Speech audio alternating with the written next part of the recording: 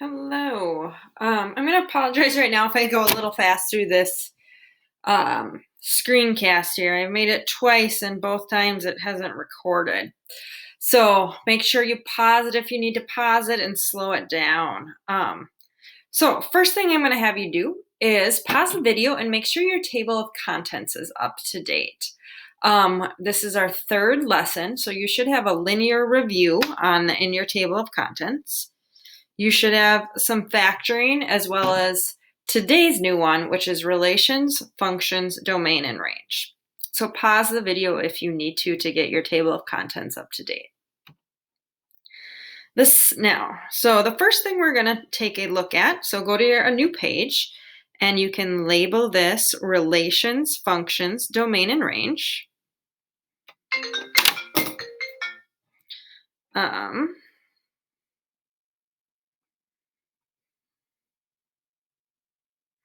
Sorry about that.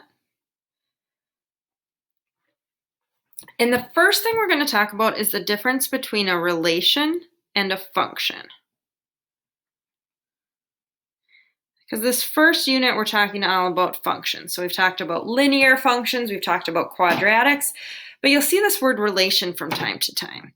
So I'm going to write down a set of coordinates here, 0, 3, 0, 5, 1, 2, 1, 3. Versus a function where I have 0, 3, 0, 3, 1, 2, 1, 2. So they're really similar, except when we look right here, this part and here. Where you notice on a function, 0, 3, 0, 3 is the same, 1, 2, 1, 2. So in a function, every input has one output.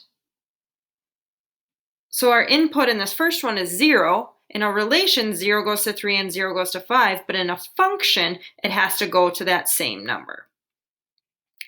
And now you might remember last year you looked at this graphically. So I'm going to put two graphs on here.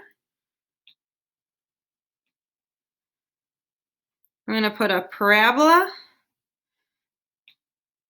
and a sideways parabola. So if we were to look at a parabola, here's 1, 0, 0, or negative 1, 0. Maybe that's 0, negative 1. If we were to look here, we got 1, negative 1. We got 1, 1.5. So if we look at what we did above, this one is not a function. And there's something called the vertical line test, that if you are to draw a vertical line and it hits it twice, this is not a function. Where if you can draw a vertical line everywhere and it only hits it one, this is a function. And when you think about that, if you draw a vertical line, it has two inputs. There's a 1 twice, but it has the different outputs. All right, the second thing we're going to take a look at is domain and range. And you guys looked at this last year, and we're going to specifically look at the domain and range of our functions here, but we're going to add something to it. So the first thing we're going to do is we're going to take a look at a graph.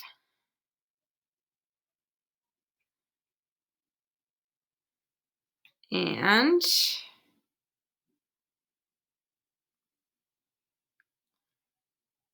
make the graph look like this. And we're going to take a look at two ways to write this. One of it is with inequalities, and another notation called interval. And now for both of these, we're going to look at how you write the domain and how you write the range. So if you remember from last year, domain are our possible x values. So I think kind of about this, if I was to put a box around this, like the top of the box would go from here to here. So that's the domain. And so let's see, negative 1, negative 2, but you see that open circle means it's not including it. So we'll put the smallest value first, is less than x, is less than or equal to 3. And so I just put a less than circle because it's an open circle. It's not including it, where the 3, it includes it.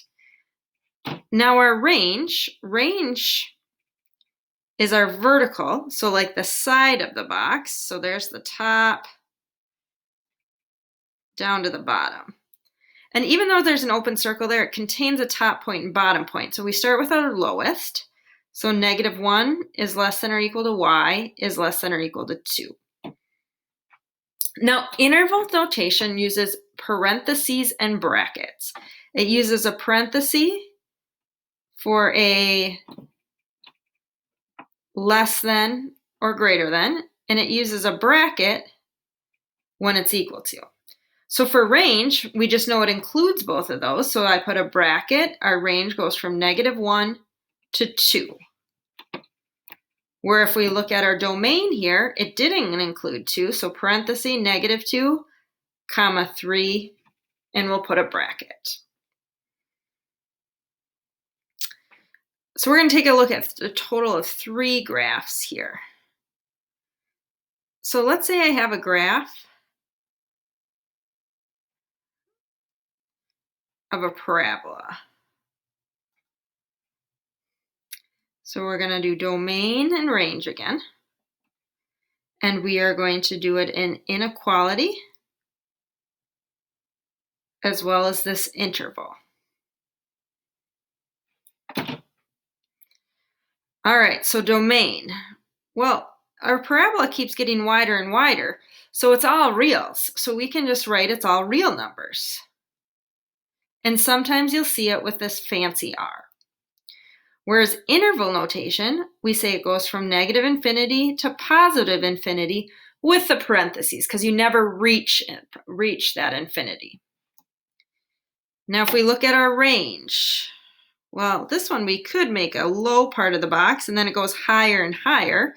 So we start with our lowest value, so -1 is less than or equal to y. Where our interval notation, so it includes -1.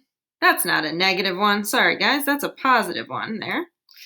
+1, and it goes all the way to infinity. And the last graph that we'll take a look at. So let's see.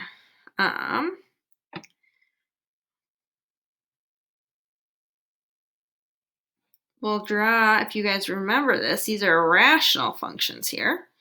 So we need to have, let's see, interval.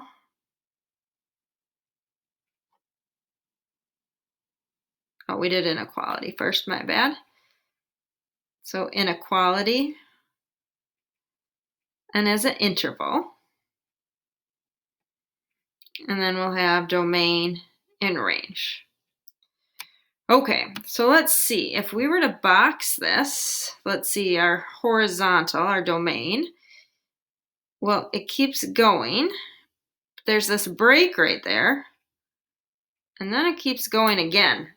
So we could say on here, it's all real numbers, but we could just say x can equal +1. And then interval notations, we got to say it goes from -infinity to 1, but it doesn't include any of those, and then from 1 to infinity. So we have to keep those parentheses there because it doesn't include it.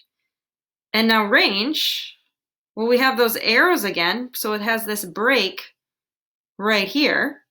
So we could say again, it's all reals, except y doesn't equal 1. And then again, we'd say -infinity to 1 and 1 to infinity.